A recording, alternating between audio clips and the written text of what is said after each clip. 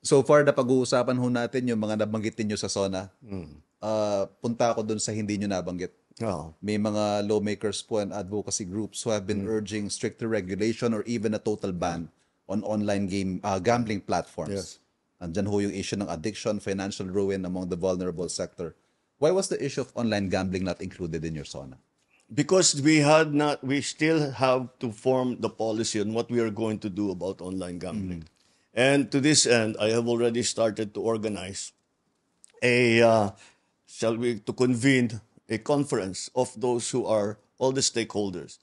We are talking about marami tayong naririnig from the CBCP. So, sama natin sila, mga obispo. The parents, of course, are stakeholders here kasi ang victimized demographic ang mga kabataan.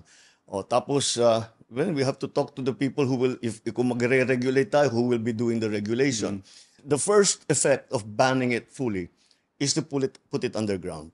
And then we have no control. Yan talagang wala na tayong regulation. That was the same argument in banning POGOs. Ganon din po Yes. yung mga pinapalutang na argument nun. What makes this different? Because this is not a criminal enterprise. The Pogo itself Yes. was not, walang problema. Yeah. May mga lisensyado. Yes. At saka yung kung meron online gaming, sige, mag-online gaming. Wala namang pera mapasok dito sa Pilipinas, nandiyan sa labas lahat.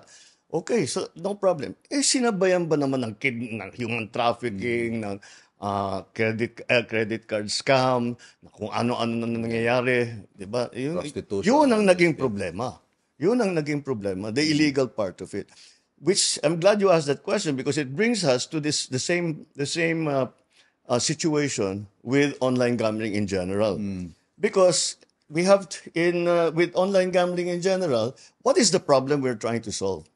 What we're trying to solve is that na hindi malubog sa utang ang hindi naman wala namang kaya, Yes. pero napapasubo dahil sa sugal.